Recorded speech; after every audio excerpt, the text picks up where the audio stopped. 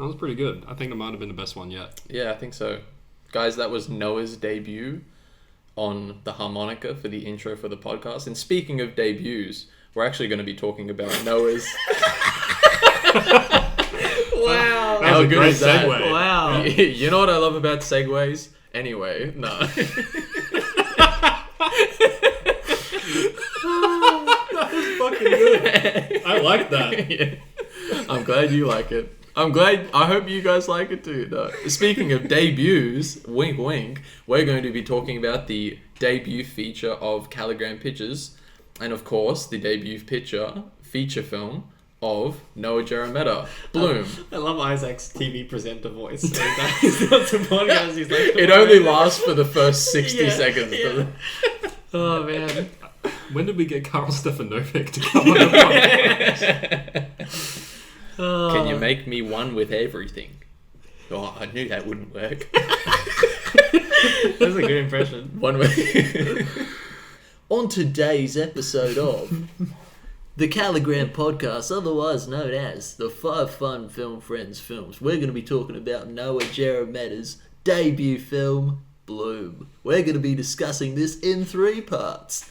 Part 1, which is today's episode, is going to be pre-production. If we didn't just lose 90% of our viewership, I don't know what. I don't even fucking know where to go with this anymore. Fuck. Should we fucking start it? No. Dude. No, we shouldn't. This is start all again. gold. We're Okay. not cutting any of All this. This is gold. I think we're all a bit hesitant because we don't want to... We want to keep our cards a little bit close to our chest with this one, with Bloom. We all know it's quite good, and we don't want to release any information about it a little too early, you know? Can we put that on the poster? Jackson Canaris. It's quite good. Yeah. Really? I watched it happen. It is very acceptable. It's very acceptable. It was in the room, and none of us threw up during watching the edit. It is Which is indeed, a really good start. indeed an adequate film. Yeah. Yes. Yeah. Yes. We did it. First go, guys. At least a 5 out of 10. One of those quality letterbox reviews, like, this is indeed one of the films I have ever seen. So Noah, when you first conceived of the idea, was that the goal? Did you think, listen, if there's one thing I'm gonna do before I die, I'm gonna make an adequate film? And do you feel like you've done that with Bloom? Yeah, I mean, it's a film. There we go, guys. It's a film. Noah made it. Tune in next week for... Thank you for listening. Thank you for listening to pre-production.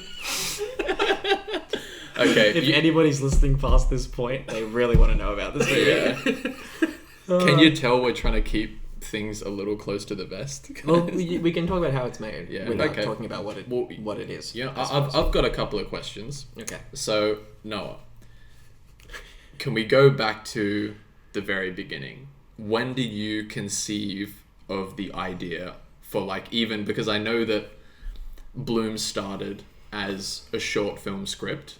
When did the idea for that short film script come about, and what kind of thoughts led you to putting at least the early blueprint for this story together?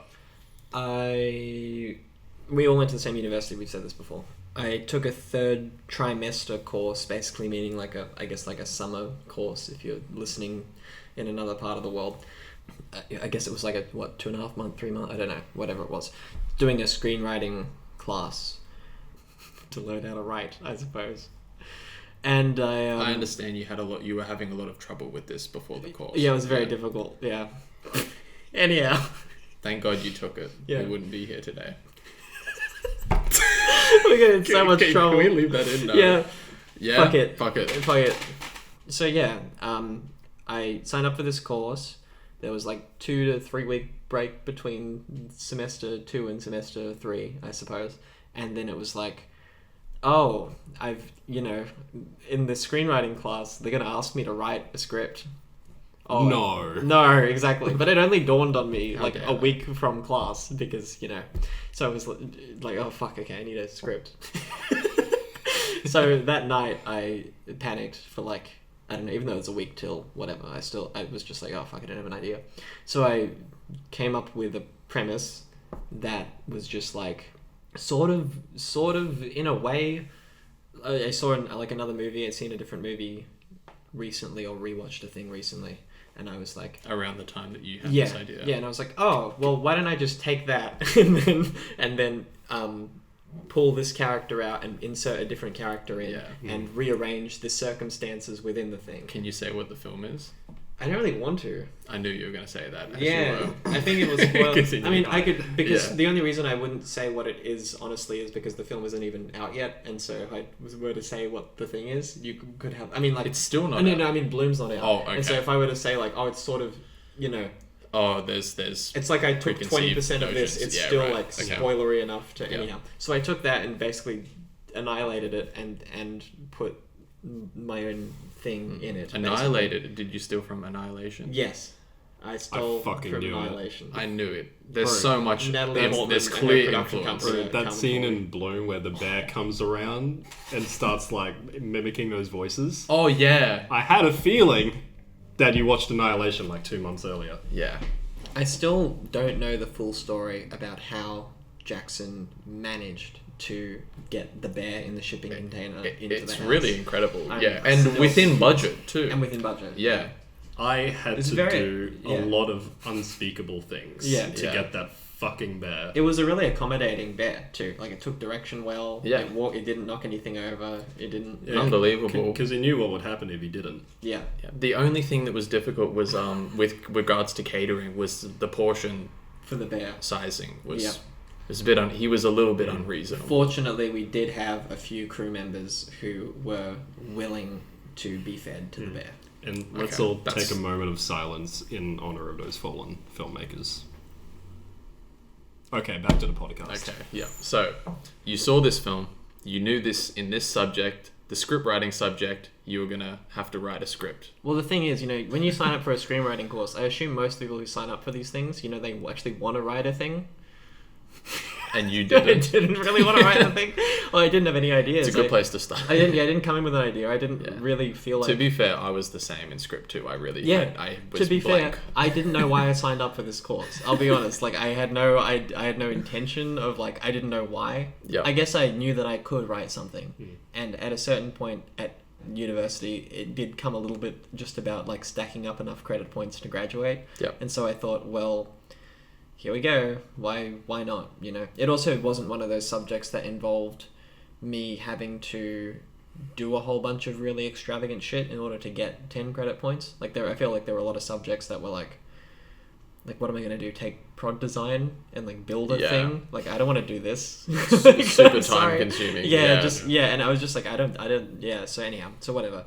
I wrote a 10-page script, and then we had to hand in a first draft after the first 2 weeks. I don't know how long it took me to write it, but certainly not 2 weeks. So I put out, so it was 3 scenes over 10 pages. It had to be 10 to 15 pages. By page 10, I was like, I'm done. I think like the scenes were like, the first scene alone was like 7 pages of the 10. And I was like, well, that's it, because you guys have seen Bloom, you know me, I write long scenes. Yeah. So that was it. And then it was like, well, I need to conclude the story now. So I wrote another scene, and then I wrote another scene, and I thought, oh, this so happens to be 3 scenes, basically. Or at least 3, like, if someone walks to a room and it's in the movie, I don't know that I count that. It's a new scene. It is a new scene. Yeah. If it's just continuous from one point, is it really? You know what I mean? It's like, so, like, when I wrote Bloom the Feature as a thing, as a script, like, it had, like, I think 50 scenes in it. But to me, it's got like, I think it's got like 20 scenes in the movie, the way I see it, you know what I mean? Anyhow, so I wrote this thing, 10 pages, basically, and I handed it in, and I got a very positive mark for handing it in. And then for the second draft, a few things were suggested to me to change, basically. We had to do like one-on-one interviews, like our screenwriting teacher met with us one-on-one and talked to us about the scripts, and anyhow, that happened. And then I changed like a couple of, not anything really, I just handed the script back in and got basically the same mark again, and they were like, oh, good job improving it. I'm like, I didn't change anything. And then by the time the third one rolled around, I was bored with the script. I didn't care. Like, it sounds a weird sort of thing to say, but I didn't give a shit about the screenplay, really. I just wrote a thing to get a grade. And then it was like, I don't care about this, I'm bored, I want to change it. So I did, by that point, however many weeks later, 8 weeks later, which is one of the reasons that I don't like when people say, hand your thing in now. It's like, well, I don't have it. It's not here now. so I can force something out and it can be made, but I don't care. And like, what's the point if you don't care? And so, yeah, I guess 8 weeks in, I finally had something that I felt like I wanted to write about. And I didn't think that what I wanted to do was rewrite a whole thing, and I had 5 pages leeway. So I was like, well, I have this story. I wonder if I can merge. I didn't have a story, I had a premise. I was like, I want to tell this other story. It's what I'm more interested in writing about. Maybe I can meld these stories together. I can't remember if that's the first idea I had, or if I was watching a bunch of podcasts and things and came across a really interesting idea regarding, I don't know if I can say this. Fuck it, I'll say this. I came across an interesting idea, a hypothesis about the purpose of memory, and I thought it was interesting, and that gave me the connective tissue in order to merge these two stories together. And so I put them together, as you know, in the way in which I thought sort of made sense, and then I handed the script in, and I think I got like a 70 or something. I did worse on that one, and they were like, oh, why did you do this? You're trying to do too many things. I'm like, no, I don't think I'm trying to do too many things. It's okay, whatever. And so that was the script at that stage, and I left it for a while. I think I left it for a year, and then year 2 of film school swung around. I had to write a different script in order to try and get a film made in second year. I wrote that script, the film didn't get made. I worked on other people's movies. Third year rolled around, then we get to this subject that Jackson and Izac were in while Izac was writing Flesh and Ivory, and I was in that class as well. And so I'm writing this script. You have to come in, like, I guess once a week to show your progress on a script, which for me it's like, oh yeah, why? What is the noticeable progress in a week? Exactly. Yeah. And they would like basically, you would present your script to the class, or someone would read it out loud, or people would play characters, I suppose.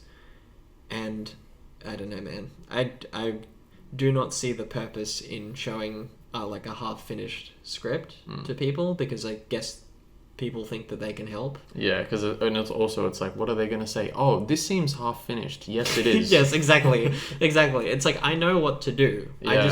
I just haven't had the time in a week to make it what I want to make it. So don't tell me how to figure, like, I know what to do. Like, don't, you know what I mean? I don't really want your input at this point.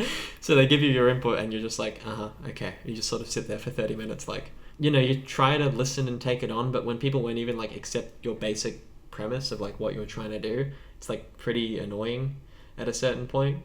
I don't know if you felt this way too. Yeah. But it was just like one of those things was just like, and why is this way and that way? It's like, well, there's two sets of questions there. It's like, well, if I write something that maybe inclines to be less logically sound and more metaphorically sound, then don't ask me what that means, because that's the whole point. Yeah. and then if it's not logically sound, like narratively sound, then I guess that's a problem with a plot hole. But you pointing out a plot hole in an unfinished script is like pointing out the fact that like Swiss cheese has holes in it. Yeah. It's like, yes. It's not, yeah. Yeah. That's how it comes out. Right, it's what it is at the moment. Yeah. You know what I I had mean? this a lot with like, why won't you show the woman on screen? Oh, Izac? Yeah. Yeah. It's stupid. It's not that. Well, if I tell you. Yeah, right? Right. Anyhow. So I found that really quite frustrating. And then towards the end of that subject, there was a limit of 15 pages in that subject to a script. And I just had more writing. I don't know how many pages I was at. I think I was about double that. But I had to keep dropping in order to have something to hand in. And so maybe that's also why it felt unfinished. It was like, well, there's big bits of the story missing. You know what I mean? So I found that really extremely limiting. And a good friend of mine, Zach Allison, he had left film school in like second year, but I was sort of talking to him, texting him on and off while in the subject, like basically telling him, I think towards the end of that subject, which was like an 8-week long subject, I texted him, I was like, I don't think that I want to make this film at university anymore, because I have too much writing, and it's a simple film to shoot in the sense that it's not budgetarily particularly extravagant, and there's no reason that I couldn't shoot this outside of university. Just like I have, I have friends who would make this with me, I think, so let's just, why do I need to do this here? And he was like, yeah, I think that's a really good idea, because if you want to make the movie that you want to make, then and that's going to limit you, then don't worry about it. And he also made some points about the fact that, like, that takes a year to make a 15-minute movie, and there's no point. Just, if you can do that in a few days, do it, and just get my friend Jack T. Murphy, just get him in and get the people you need in and do it independently, and that was that. And he was like, I'll help you make it if you want. I was like, cool.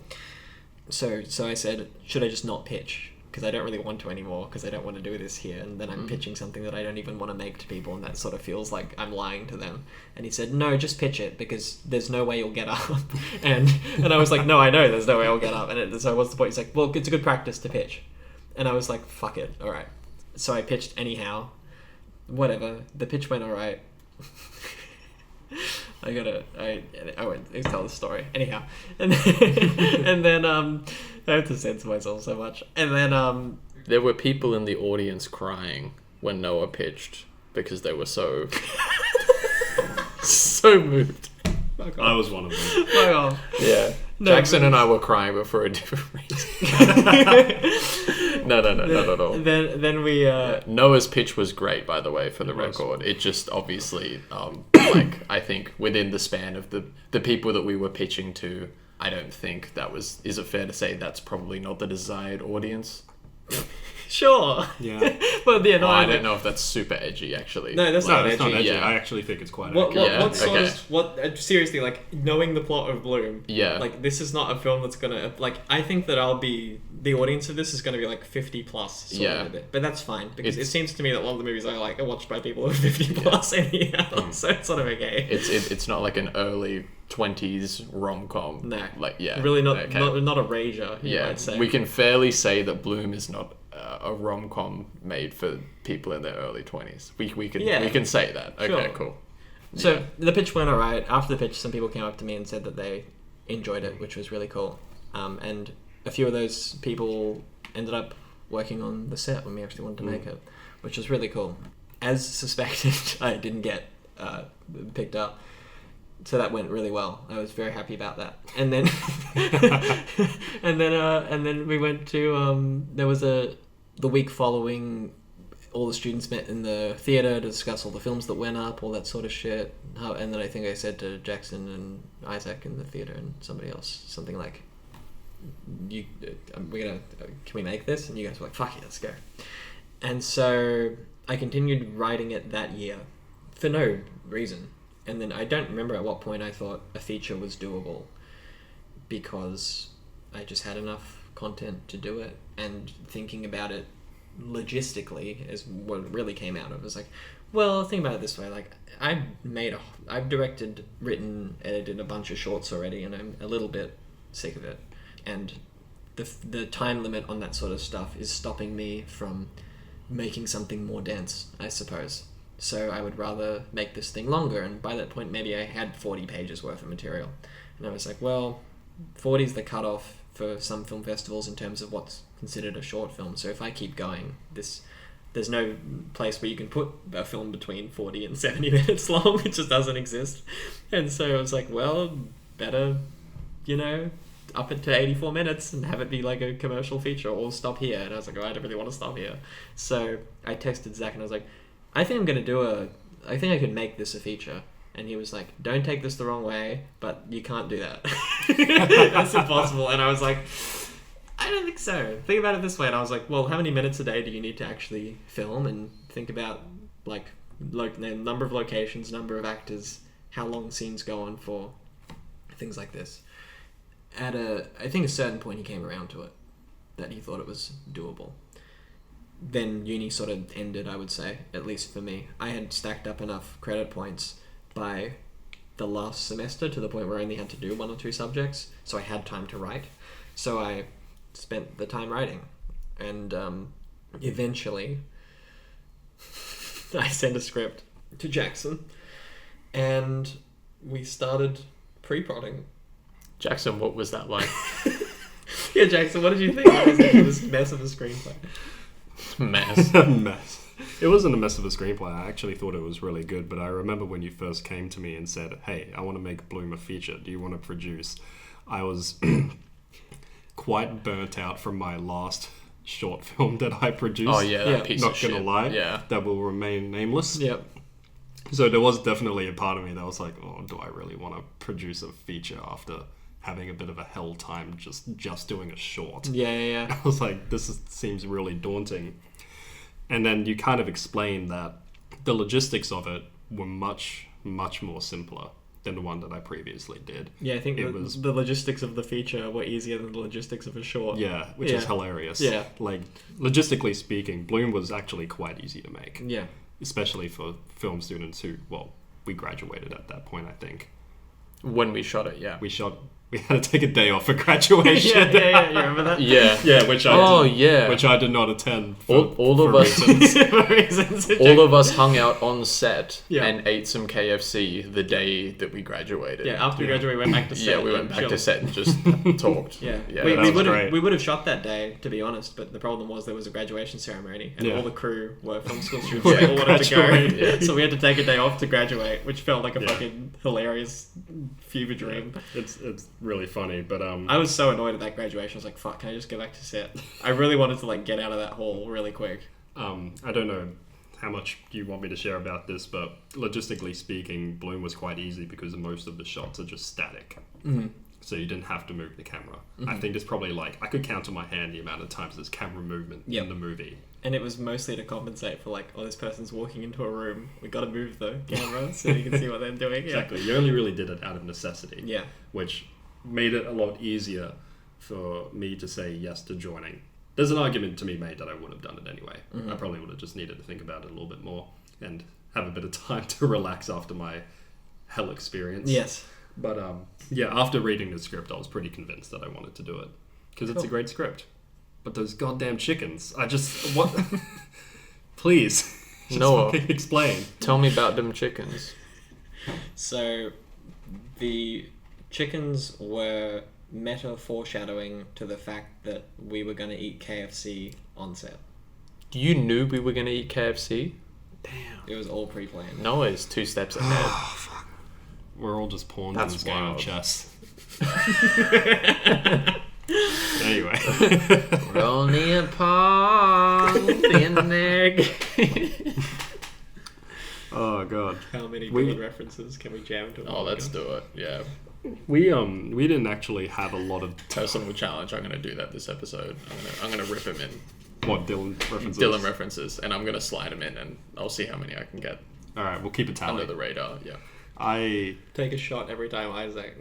Anyway. Continue, Jackson. If you're at home and you have shots, we don't condone alcoholism, but have a shot every time you recognize one. We do condone a good time. We do. Yeah.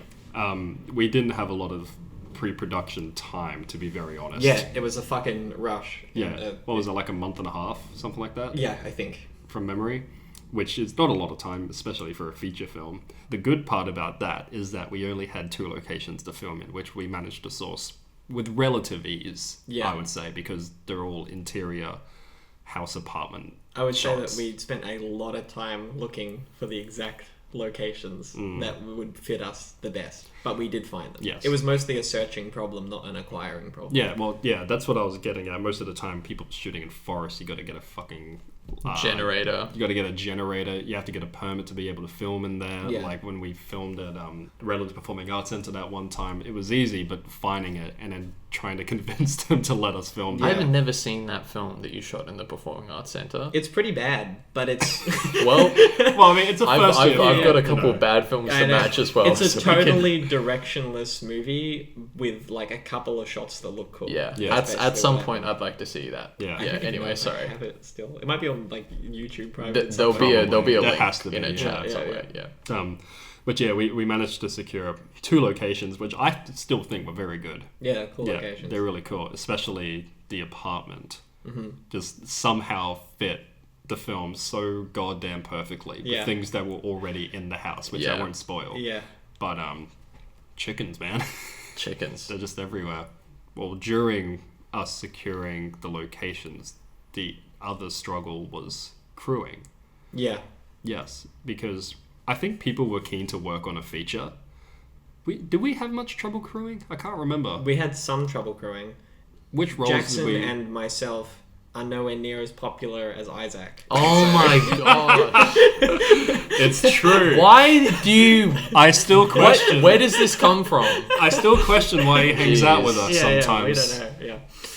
Oh man, I actually loathe that. Do you want to cut that out? No. It's funny. So Anyone with half a brain can realize that I'm not. Yeah. We were the nerdy kids in school. Isaac would... Yep. Isaac graced us with his friendship. Yep. And What the... Anyway, so we were saying that crewing straight out of film school was really... It was like Desolation Row, you know? Like we were really singing our Tombstone blues to try and get as many people onto this crew as possible. And, you know, Noel was just walking around saying, look, like, I want you on this film. I assume these are Dylan references. I would have no idea. And half of these people, they were going, look, honestly, I don't want to work on Maggie's farm no more. So I might as well work on this feature. We don't know why we love you like we do. Nobody in the world can get along with you. That's great. I am still taking shots, by the way, if you're listening. Oh, God. So it's easier to get a crew attached in film school because people have to do it to pass. Yes. Yep. But once they don't have to do it anymore, it gets a little bit trickier, especially like while graduation is in the middle of shooting and people are completely free after that. Yeah, it's we also shot it in December. So so everybody's people on holidays. on holidays, exactly. Yeah. So there were multiple... Did we have a break for Christmas? Or did No, we it didn't go to Christmas. It didn't go to Christmas. Okay. It was December. before. Okay. But the problem was that like we had people locked in certain positions that weren't able to do certain days, so we had to find other people to cover them, and then they also had days when they couldn't work, so we had to cover for covers, and it was just like it was like playing Tetris. It was like we should talk about that during production more. Yeah. That was a mess. Even like trying to organize that during pre-production was just it was frustrating to say the least. Fortunately, most of we didn't need a big crew. No, we didn't. This is turning into production really quick. How do we talk about pre-production? Can you talk about the process of a few of the bigger heads of department that you had to get on, and also casting? Yeah. Oh yeah. Oh yeah. True. Okay, so that's the thing. Yeah. So there's a lot that we haven't covered yet. Yeah. Thank fuck Isaac's here. Yeah. Mate, all good because I'm so popular, right? Yeah. That really makes it easy. He remembers all the people we get worked with because they were all his friends. That's how we got them. Oh man. So this is so stupid. So Angus Macarthur Williams, our director of photography, he also shot Flesh and Ivory, and I worked with him in some capacity on a few other of the movies. So this goes into like meeting Taylor and all that. But so that year, as I was writing, as Flesh and Ivory was being shot, you work on 2 films, I guess, is what you do when you're at film school. And unless you're a director or producer on one of the films, you have to work on 2. So I was a script supervisor on Isac's film and also on another film. And on that film set, Angus was working on it sort of as like a crew member, like assisting with camera stuff. I sort of knew him a bit from Flesh and Ivory, but not a whole lot. But there were some interesting circumstances that unfolded on that set. I really wish Taylor was here to tell this story. Yeah. I think it probably is better if I tell it during production, even though it is a pre-production story. We can go into it then. Just because Taylor will be there on that day, I don't really want to tell the story without him here. But long story short, a friendship between myself and Taylor and Gus became a thing on that set, and also between Little Gus, our Angus Mannion. He was the sound recordist on the other film that I worked on, and so him and myself got along quite well on that set. And he ended up doing sound design on Flesh and Ivory as well. Yes. Yeah. Everyone started falling into each other's projects, which was very really nice. Yeah. That worked out really nicely. Lillian, the director of photography on that other film that I worked on, me and her, I think, got on really well on that set, and so she came on to do some crew days for Bloom. And then there were a bunch of other people who came on, who were friends from film school, basically. How did oh yeah, sorry, after you. No, I was just going to say I'm so happy that we made talented friends in film school who are willing to do a feature film with no pay. Yeah. Yeah. Yeah. I don't know if that's staying in, but I just wanted to say They were pretty happy to do it too. I remember getting texts from people like, "Holy shit, we're doing this!" I was like, "Yeah, man." Yeah. People were genuinely shocked in film school that we were shooting a feature film. I remember this. And that we actually finished a feature film. People were asking us, like, hitting us up on Messenger, just saying how it went. I think we had a couple of people asking if they could join, and we were like, we're already full. Yeah. Sorry. Yeah. Yeah. And it's like tiny. tiny set. Yeah. Tiny set, literally, and then figuratively as well. And like, obviously, yeah, well, we graduated while we were shooting. So on graduation day, naturally, it's like, are you guys shooting a feature right now? All that. Yeah. Yeah, it's like, are you serious? Yeah, we are serious. We're not ironically shooting it. Yeah. No, yeah. The It's fun- just for a bit of a meme. Yeah, oh, for sure. We're actually just showing up to set to shoot memes. So. I think the funniest part is that a lot of the supervisors at Griffith Film School said that, on average, it takes about 5 years I love that. between graduating and shooting your first I feature. remember them saying that now. I've forgotten all of that until this moment. Did they really say that? Oh, Yeah. yeah, they 100% said that. And then Noah was like, Why I the- bet 2 weeks. That's so funny. Actually, no. Literally negative 1 week. Yeah, negative 1 week, actually. We didn't even graduate yet. No, I was like, all right, Fuck it. I guess we're shooting now. Guys, boys have the day off. I know you got to graduate and all that shit. Fuck. Oh man. Sorry, I feel like I cut you off before. What were you going to say? I think I was.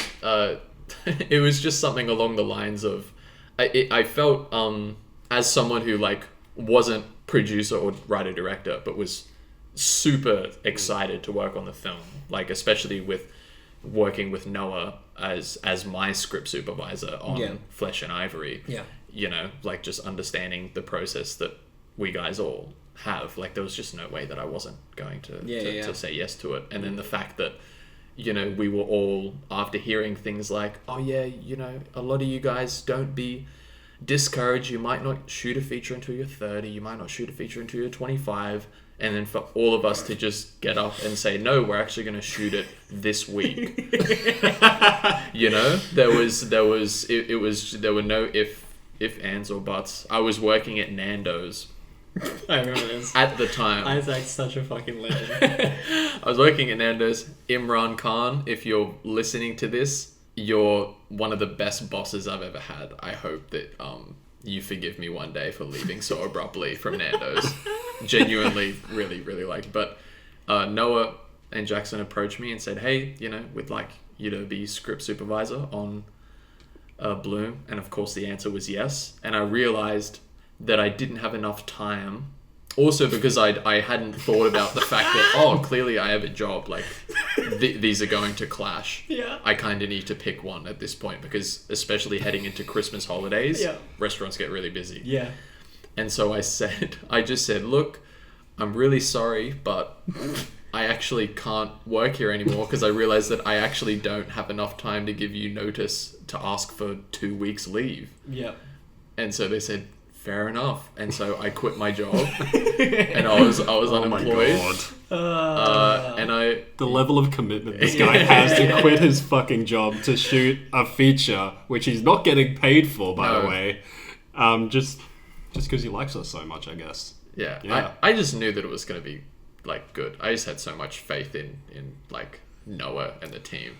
You know, I really don't want to gush too much, but it was totally a no-brainer hopping on. It was shocked. Seriously, yeah. It was insane. And we had a great time. Like what a, you know, like also for me, like I get to be script supervisor on a feature now. Like that's something that I can say that I've like It was done. the best. It's a good credit to have. And Yeah, it couldn't have been like, Izac was easily one of my very best friends at film school by a long shot, and so it was like, of course I want him on this bloody set, and he's excellent at every set I've worked with him on. He's just great. So like, fuck it, of course. So it was great. And the set often on Bloom was small, and it was small by design. Like I didn't want big crews and a lot of people working on it. I think like the average number of crew a day was like 7 probably. Yeah. Oh yeah. And everyone already knew each other. Yeah, as well. Which is a really big deal for me. Like I know that there are some people who just want to sort of put a film together and have crew, but like, no, I'm absolutely biased to like having my friends on set, like without a doubt. And if I can do that with actors too, that's even better. It's just the fact that, you know, you go to film school with a bunch of crew people. You don't go with actors, unfortunately. I do wish that there was like some sort of conjoined film school where actors and crew would like, you know, take almost the same classes in a way. It would make total sense. It would make total sense. Yeah. I wish especially that in was the case. third year, like they should. And then I would have been precast, you know, pretty much. Yeah. I would assume, like, truly, like, I could have been, you know. But anyhow, yeah, it was great. The crew was, I can't thank the crew enough. Like, it was so, for them all to, like, take the time to do that, that was great. I do think that they wanted to, which was even better. But it was amazing that everybody was just, like, willing to do it.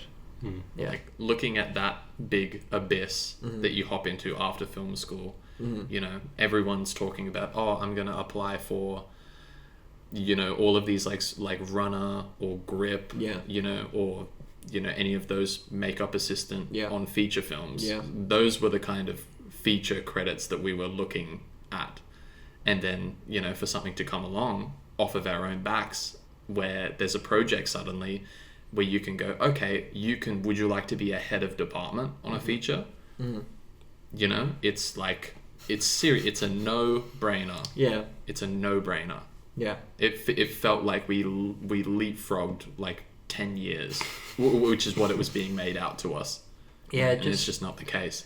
I don't know. It didn't seem to me like there were like rules about waiting for somebody to give you a shot to make a thing. And I also just knew at that point, because I had watched so many press interviews and I'd seen movies. There are movies made by like 20-year-olds that are still great to this day.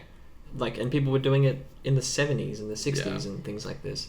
Like, didn't Godard steal a bloody camera and make Breathless and had a wheelchair for his dolly? And like Xavier Dolan and Xavier Dolan, who's Chazelle's pretty damn young. Yeah. And Chazelle's young, and Raimi and the whole Evil Dead thing. And it was like, well, this is doable, you know. And the other person who really, I think, gave me the confidence to make this a possible thing is like Orson Welles.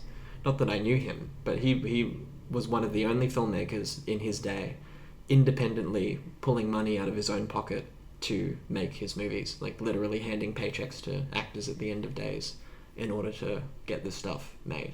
And he was doing that in the 60s. And prior, I think, in the 50s as well. Like Citizen Kane came out, it was a huge thing, but it was studio funded. Yeah. And then there was a bunch of independent movies that he wanted to make, and he continued to do it regardless of what anybody had to say. I've heard this. Did it send the studio bankrupt, Citizen Kane, at the time? I don't know about that. I heard something like that. I don't know about that. Yeah. I think that I've seen interviews just with him. because it was like so huge. I think there's interviews with him saying that the budget was not extraordinary at all, but the freedom that he was granted over his contract was extraordinary. Yeah. And that nobody had really been given that contract again, maybe ever since that. He had so much control over it, I think he said that even the rushes were withheld from the studio. So they really let him do what he wanted to do. And he was very young when he made Citizen Kane. Yeah. And he had no filmmaking experience. It was all theatre directing. Yeah. Yeah. And his cameraman taught him how to do all the movie things. That's a great base as a director. He was rearranging the lights, running around on Citizen Kane, rearranging the lights, and he only realised a few weeks in that wasn't his job, and so he apologised profusely to the cameraman about it. Anyhow, but it's stories like that help, like... there was like a bit where I had a problem in pre-production where Jack, who I was like, you're an amazing actor, here's a role.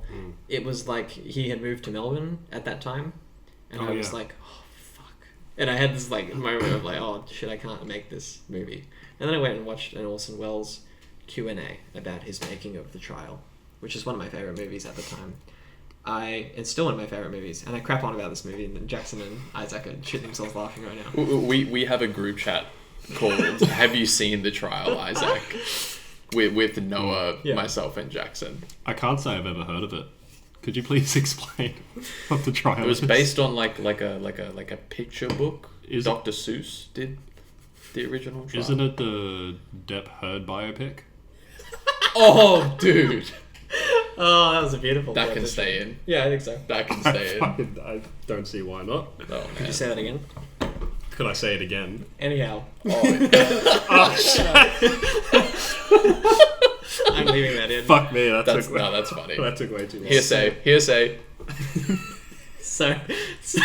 So, but that, when he talked about the making of that and how much of a fucking struggle that was, I just thought, I can't give up because my fucking actor moved to Melbourne. Like, just Good on you. Just get him on a plane. It's okay. It's gonna run me more money. I already know I'm going broke off this movie. Like, fuck it. Yeah, it's probably probably goes without saying we spent our own money on this movie.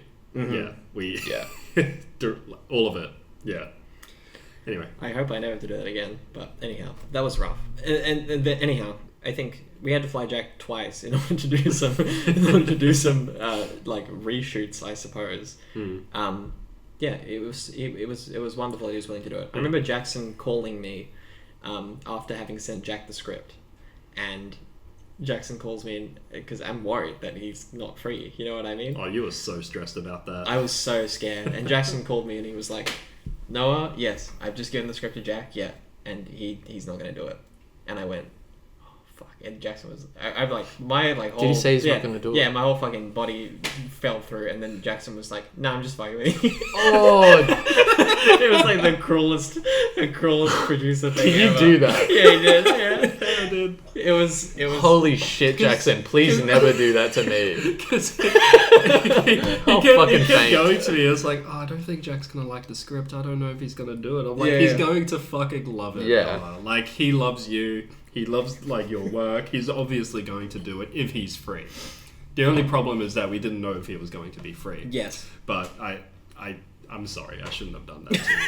It was. That's so funny. In retrospect, it was funny. It was fucked up. It was funny.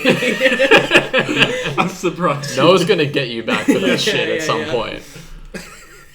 I'm sorry. Yeah. It was great. I'm Anyhow. surprised you didn't kick me off the film. Oh for man, that. yeah. Hey Jackson, today on set we broke the Ari Alexa. I'm keen for that phone call. Yeah. Rip all my hair out. Yeah.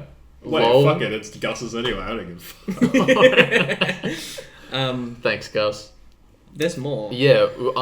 Okay. So the actual casting process. Yeah, sorry. Yeah. That's what we're getting at. So we have Jack T. Murphy, who you'd worked with on a bunch of projects previously. You made a couple of shorts that he starred in, Yes, 2. Yeah, we did Yeah. 2 shots together. and you met Taylor on the set of one of the other graduate projects. Yeah, and he was acting in that. Yeah. Yeah. And who were some of the other cast members that you were looking at? And how did you go about, I guess, what was the process of getting them on board? Okay, Rebecca Saunders Smith, who's in the movie, I had made a short with her. Like a scene, I guess, for a directing assignment. We had to shoot a scene. Oh, directing and acting. Yes. Okay, yeah. And I had cast her in it, and she was just super reliable and like very kind and very, like seemed like invested and like very. It's always good when actors are like reliable and like kind and nice and all the things that you would hope that an actor would be, and very like accommodating and really responsive to direction, and I think understood that. She was really sweet with the crew. Yeah, on especially on lunch break as well, And I think that, it's sort of maybe a bit tricky to find actors who are sort of comfortable being more understated and more subtle. It's difficult because I think actors want to do a lot to like be noticed. I think it's more prevalent around younger actors typically, or at least actors with less experience. But I could sort of tell that she was an experienced actor to some extent, and like I could tell to some extent that like, oh yeah, this is like, you've been here before, done this before. And so it was nice that she was allowing me to be comfortable in my style of filmmaking, which, I don't know what my style of filmmaking even is, but I don't think it's very loud. Yeah. Can confirm it's not very loud. Yeah. And so it was nice. Zero megaphones on set. Yeah. And so when the role came I don't like think about anybody when I write. Like it's not like a thing. Like I never wrote Bloom thinking like, oh yeah, this is for Jack. It's like, no, I just write the characters, and then Jack fell into place just so happened because I liked the guy a lot. So that happened, but it wasn't. I didn't write any roles for anybody. They were just roles, and then it was just like that was it. Pretty much. She came in for another audition because we hadn't seen each other in forever, and she had some very nice words for me at the start of the audition. She was like, my husband and I still talk about that scene that we shot together, and I was like, oh, that's cool. Anyhow, it didn't seem like she was like, you know, trying to be nice to me to get a role. She was just a very genuine, lovely person, and so yeah, it worked out great. She was super reliable on set once again, and anytime I had any sort of suggestion, it was just like taken into account. She was wonderful. Yeah, can't say enough nice things.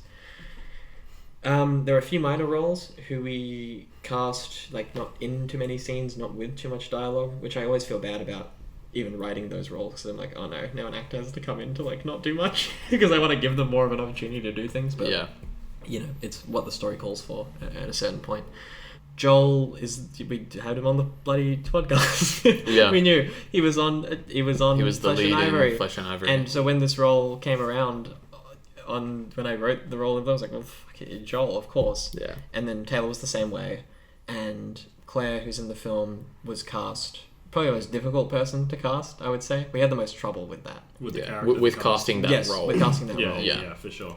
I remember specifically it was between Claire and one other girl that we were really struggling to decide between. And both are fantastic actors, by the way. Yeah. But they portrayed the character very differently, and I think initially I was on the side of the other actress to cast, and you were on the side of Claire. And after deliberating for a bit, we both landed on Claire being fit for the role, and it worked out very well in the end. But that was very hard. I completely agree. We went through a lot of casting things. It's like there was a casting director who worked at Griffith sometimes to teach a class. He taught a directing actors class, and like a class on how to go about directing actors, which it was kind of useful. We got to work with some actors. They brought actors in for us to work with. Like, that was really nice. Yeah. And we got we knew who he was, and so we had a link to his Google Drive, he said, from actors who have previously expressed interest in doing things. It was either for Griffith or for that class specifically, and a lot of those actors weren't on Star Now, which is this online casting base. And so when Bloom rolled around, I may or may not have still had the link to that Google Drive. I wonder if that will hold up in court. And oh my gosh. And I basically said, hey, Jackson, look at all these Star Now profiles that aren't on the public display of the database. Can I even say this?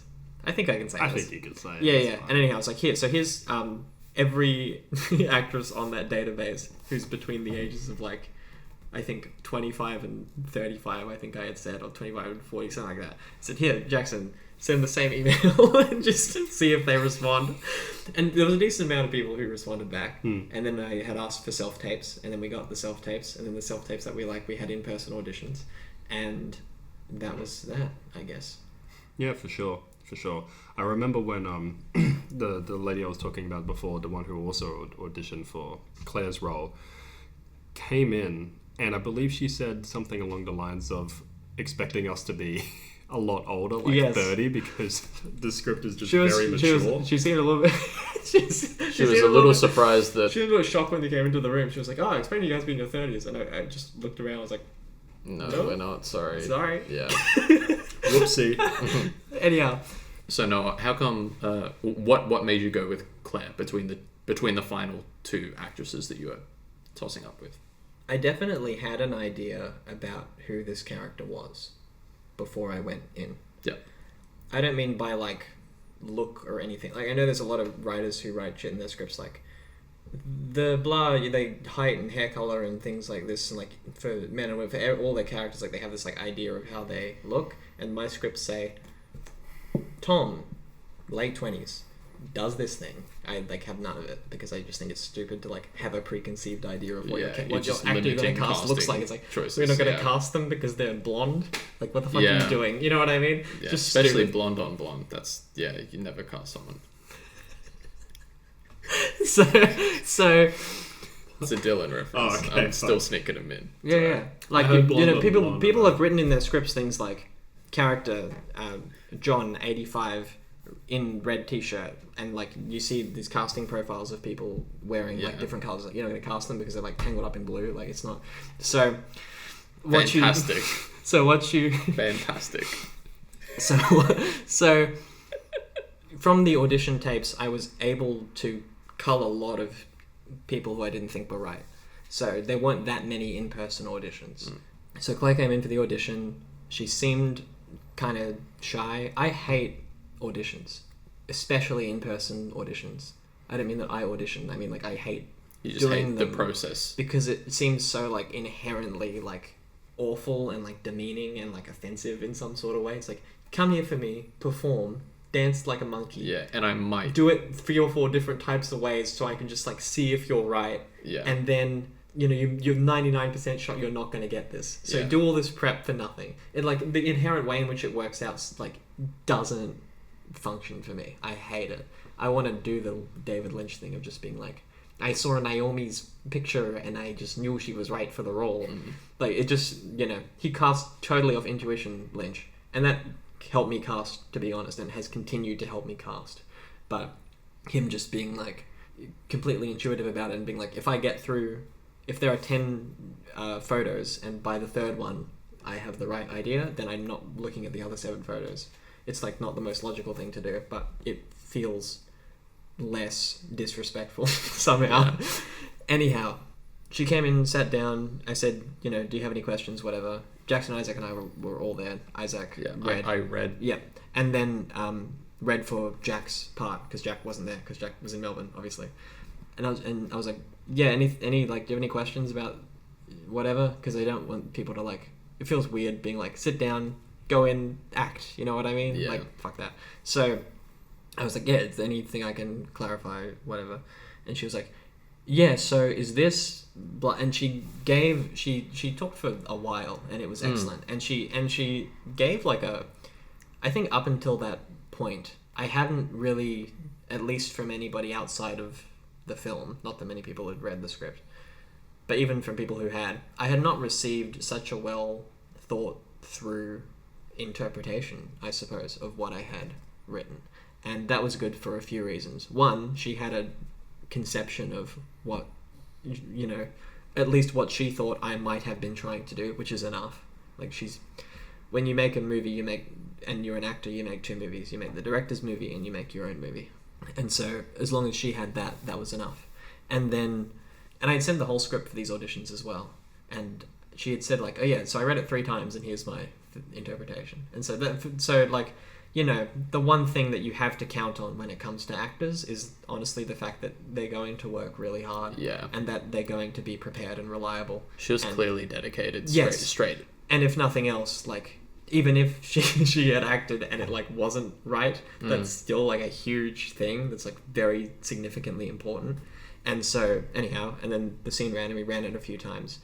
And then she left, and then we stuck around in the room and had a big conversation about deliberating between actors.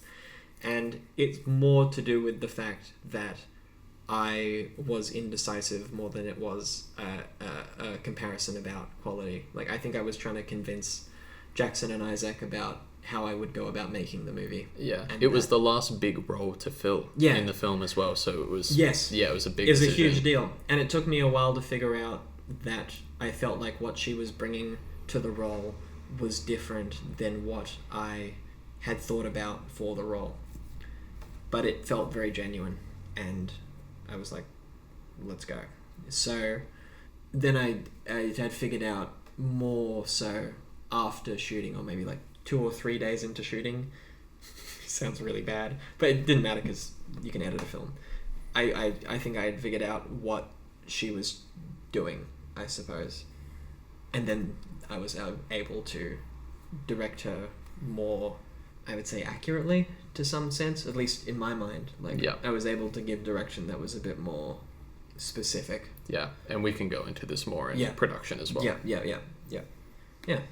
So then it was cast, and I don't know, it was cast. And so everyone's cast. Yes. The crew's on board. Yeah. You've had people leave their jobs to work on this. God bless them. God bless those people. We have locations sorted. Yeah. Equipment's sorted. We have 14 days. Yep. Of shooting. Yeah. Yeah. And you're looking ahead and you can see that you've got 14 days to do this. You know, obviously, it's all with good intentions. Zach saying, respectfully, I don't think you can do this. And we had a bunch of people. Yeah. Whenever the news came up in film school, it was like, really? Are you really going to do this? What were you thinking heading, like the month before shooting was starting? What was going through your head knowing this was going to be your debut feature? You're funding it yourself.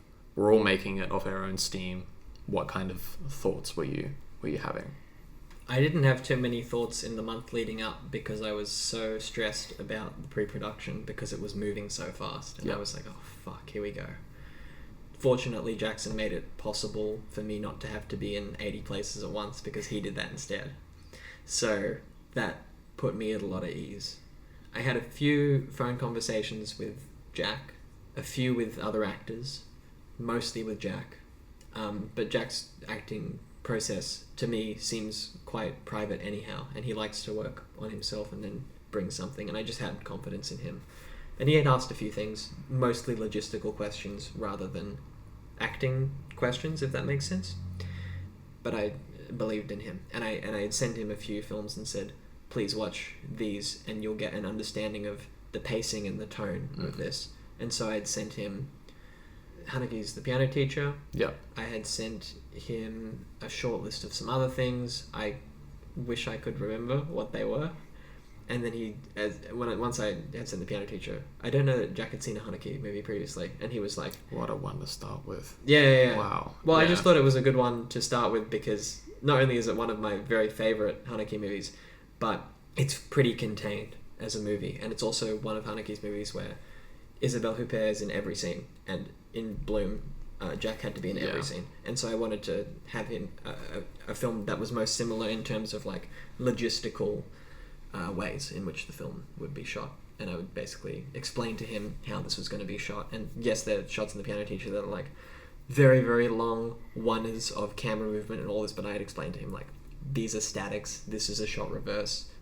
Jack likes to know what the shots are before we go in, so I had explained to him over video chat. It was honestly less about directing a performance and more about explaining the logistics. Yeah. What the like outside environment was going to be like. Yeah, kind of. And he had asked some character things, but I don't remember us talking about it very much, really. I don't think we discussed the characters or the story that much. Did he have any other specific requests? Like, obviously, there's some emotional scenes in the film. Did he ever say, like, closed off set? No. No? Nope. God, he's great. Yeah. He's fantastic. He's not shy. He's just reserved. Yeah. But I think he knew that he could do it. And he even told me that he had the script memorized quicker than he thought that he would. And he was just ready, like really, really ready and ready to go and like excited to do it. And that was awesome. I wasn't too stressed about it. I think I was stressed about other things in my life. But I was not stressed about the film that much. And going into it, it was a bit like, I think the weekend before, I was like, it kind of hit a little bit. And I was like, okay, what do I do? Like, I never really thought that I had bitten off more than I could chew. But my concern with making these movies is like, it seemed to me that in film school, or at least not even in film school, amongst all these directors who work everywhere, you watch press for a bad movie and everybody's like, and they made this great movie. And I'm always like, no, you did not. But everybody's happy with it, Yeah. And so my concern was that I wanted to make a good movie.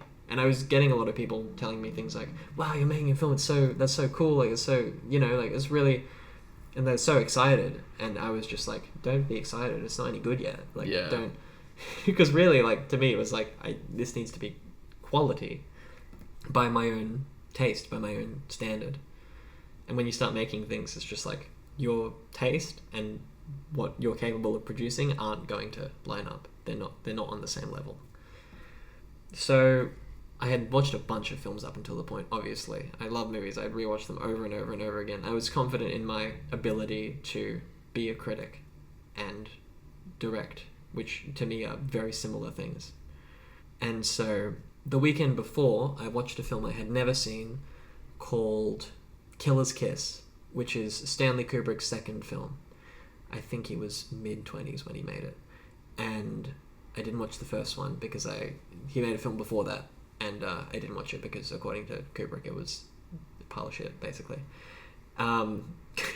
It's pretty bad. I think he said something. It had some nice moments, but I didn't watch that one. I watched Killer's Kiss. And I saw the film. I saw the way it was made. It felt like I was watching a Stanley Kubrick movie with none of the resources. Yeah. But you could see his direction in it still. And as I speak about this movie, I'm not talking about it in comparison to my movie. I watched this movie and you could tell that the actors weren't very good and that the story is not very good. I heard an interview only a year later after I shot Bloom. He was like, we spent 6 weeks throwing together this all-action script, is what Kubrick, I think, said about it, and then he made Killer's Kiss. And it feels like the script was thrown together pretty damn quick. It's an acceptable script, but it is a typical, 1950s, very, very typical script. Very typical. And you watch the film and you're like, the thing that excels about this is the direction. And there's, a few, really neat sort of young ideas in the movie. For example, there's this shot in Killer's Kiss where you don't know that something's being filmed in a mirror, and then the mirror breaks, and it's a really sick shot, but it's a very young it feels like a very young sort of filmmaker thing to do. Right. It's I remember watching this interview where Guillermo del Toro interviewed the Coen brothers about Blood Simple, and there's this shot in Blood Simple at the bar, for people who know what I'm talking about. There's this shot where there's this dude asleep at the bar, and the camera goes dollies at the bar, and then there's a dude asleep, and there's people talking on the other side of the bar, and the camera dollies across the bar, and the dude's asleep, and the camera goes whoop and back down like it's on a roller coaster track. And Guillermo's loving this shot, and then I think Ethan Coen says something like, that's an example of very youthful direction. As if to say it feels like, wow, look at what we can do with a camera. Yeah. And I felt there was a lot of that energy from film school of people trying to do cool things with cameras. Just because they're cool. Yeah. And I don't like that because it distracts from the story. In my mind, a movie should hold up on script and performance completely. It should be able to be a play and be okay. Because doing that other stuff, you can use other stuff to elevate it for sure, but it's not really... I don't think it, to me, for some reason, it doesn't deserve as much praise if you have to rely on cinematic technique and tricks in order to communicate an emotion to somebody. It really should come through in performance and script.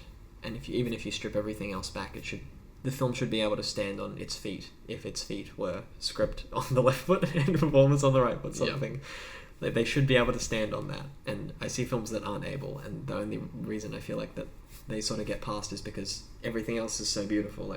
The film's gorgeous, and the actors are good looking, and everything's, pristine and mixed right, and all that sort of stuff. But the thing that the film's supposed to stand on isn't really there, And so I saw this Kubrick movie, and it put everything in perspective for me. It was I don't need to make The Master right now, but to not make this film be as great as I could make it be would be a really big problem, because it needs to be good here. And if it turns out like total shit, I guess, yes, that's a problem.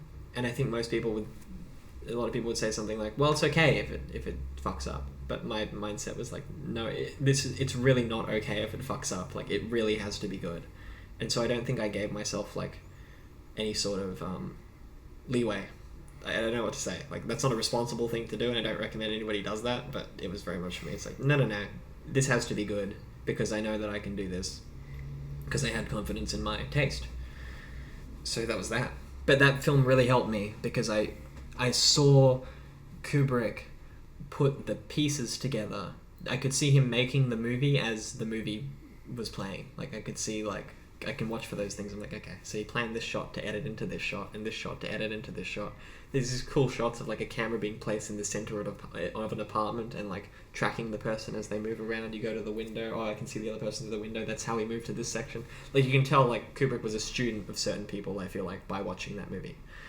That film's framed like photographs as well. Like, Kubrick was a photographer, and you can tell that that's where that eye came from, I think, when you watch that movie.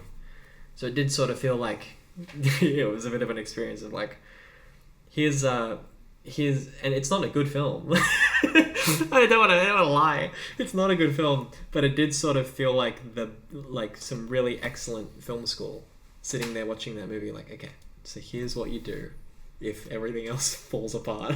You can only rely on yourself. Yeah. Like, this is really excellent. Watching that movie is fantastic film school, especially when you know that 15 years later, 20 years later, 2001 comes up. It's like, okay, it made me feel like this is going to be okay. I can do this. This is alright. You know, it's just moving a camera and getting people to say the lines and editing it correctly. That's all this is. The other departments will take care of themselves. I just have to frame these things correctly, make sure people are comfortable, get them to deliver their lines. And I tried to keep the atmosphere on set in such a way where it was sort of a simple atmosphere that was relaxed. Yeah. They got very relaxed on that set. Yeah, but it's very important to make people, like, I hate these sets that are so fucking loud and all these people are walking around having their own private conversations and doing random shit. It's like, I try to call action very quietly. I try to have the set be quiet, and because the performances are quiet, and that felt like a more responsible, confident, maybe mature way to go about making a movie, especially like a first movie. I wanted to do the opposite of a lot of first movies, I think. I think we're getting into production episode territory now. Yeah, probably. Yeah. Yes, we were relaxed on set. Too relaxed? No. Maybe. Debatable. I think other people were relaxed. I was not relaxed. Yeah. For a fucking second, I was trying to relax, I guess. I think it was a good... I guess we are getting into production here, but... When I say relaxed, I don't mean we were physically relaxed. I mean, we spent an hour watching Neil Breen movies over lunch. We did. Over lunch break, yeah. Like, schedule-wise, it was a pretty lax. We can get into that. Did you have big problems in pre-production? Oh, yeah, Jackson. Did I have big problems? Yeah. Not so much in pre-production. It wasn't as difficult as I thought it was going to be very honest with you. Cool. Sourcing the props we needed was a little bit annoying. The locations were easy. Oh, I remember getting that 10mm lens was a mission. That. Oh, yeah. Oh, God. I fucking flew that away from my brain. If anyone wants to buy a 10mm $700. We still... It's on my desk. Rent one. It's next to my computer screen on my desk. I see it every day. Oh my fucking God. So, what even was the story here? We needed a really, really wide lens because the spaces in our locations were very small. Yeah. So you wanted to see as much of it as possible. And a lot of the shots were static. And exactly. Yeah. And so you need to see as much as possible. I was and continue to be a picky boy. Yes. I like big, wide fucking shots. Yeah. Noah here decided that he wanted the widest lens possible. Yeah. There was a 12mm lens, I remember, that was offered up. Yeah. That Jackson found, and Noah said, No. No. We need that extra 2mm, so I went and got a... Yeah. Which it turns out we did. Yeah. So it's a good call. Yeah. I think it's a range. It's like 10 to 14, 10 to 12 or something like that. Yeah. So we ended up getting this lens, which cost us like $700 because it was too late for us to rent it out for the time period. Because the bloody people from the rental place... The rental not gonna call their that will out. remain nameless. Yeah. I think they wanted a deposit, and they also... I can't even remember what they wanted. We just couldn't gave do the it in lens time. away. Did they? Yeah. You had booked it Yes. in. No, that's right. Yes. They gave it to someone else. Yeah. After they you did. booked it. Yeah. Oh, it was so fucking frustrating. It was like the day before we started production. We were on set for a recce, and we needed it. Yes. And I was just like, look, they fucked up. What are we supposed to do about that? We can't do anything about that. So I was just like, Google 10mm lens, and there was one in stock somewhere nearby. And Yeah, just like, Jackson, just go buy it. I think it was like a TED cameras or a Digidirect. No, it was literally like, I already know I'm broke. Like, fuck it, just go buy the lens. Yeah. So We're not going to be broke and with no lens. yeah, exactly. Exactly. Yeah. So went and got a $700 lens, which worked out pretty well, except for the fact that it's a little too wide and curves the edges of the screen. Yep. So that was a little bit annoying. Yeah, there's a but bit of distortion on it. it was pretty fixable. It's though. artful though. It's Anyhow, so we threw it on the camera when we got back, Yeah. and Gus put it on and was like, so framed up a wide shot in the kitchen of what Yeah. he thought we needed, because he was shooting on I think 18 was the widest his lens got, and it was like, cool. And then he threw the lens on, and it was at like, it's, I think it was at 18 or whatever it was. I think it's a 10 to 18. I'm not sure. probably, yeah. And he was at 18, and then he was like, cool. And then he pulled it to 10, and Gus and I both tripped out and lost it. She was like, whoa, fuck, it's so sick. So we were so hyped about that. And we used the shit out of it. Oh, yeah. And I will continue to use wide fucking lenses because I love them. I think they're great. I think the shallowest shot we did on the film was like a 50. It's like a close-up of like something on a desk. Yeah, I like wides, man. Yeah. Movement's so exaggerated. Yeah. Yeah. Yeah. Because it's moving so quick. Yeah. It's awesome. That was great. We got some fantastic shots out of that lens. So Yeah. I don't regret it. I No. just want it off my desk. If anyone wants a 10mm lens, Hit me up. you know where to find us.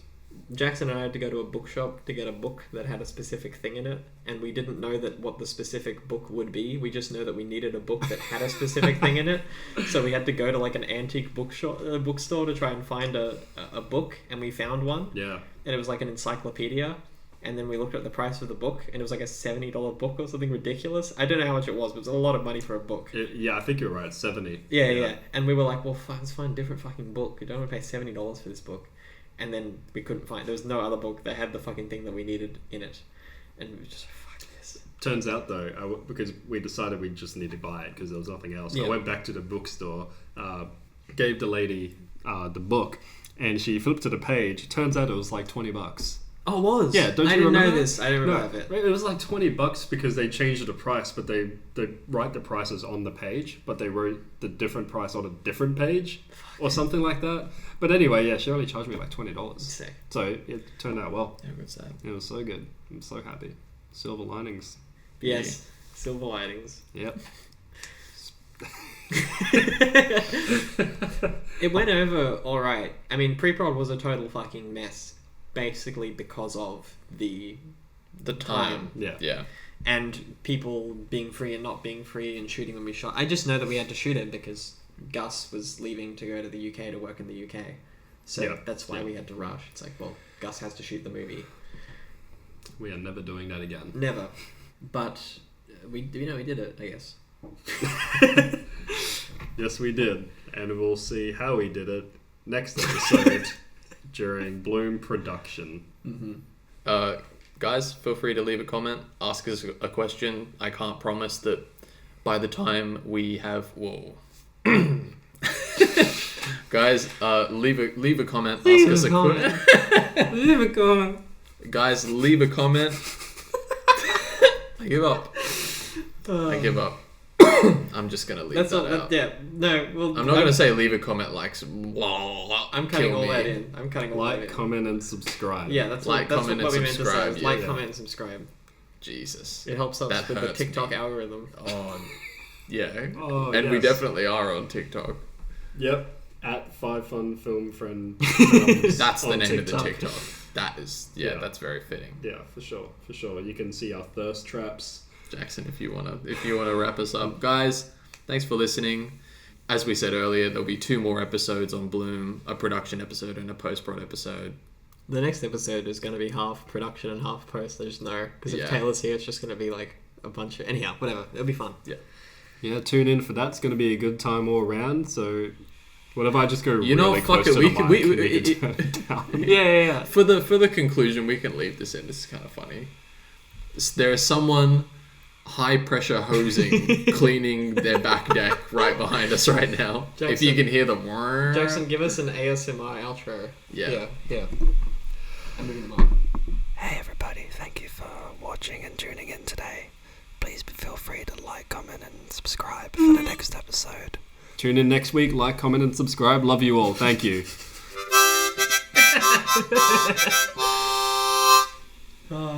Booyah.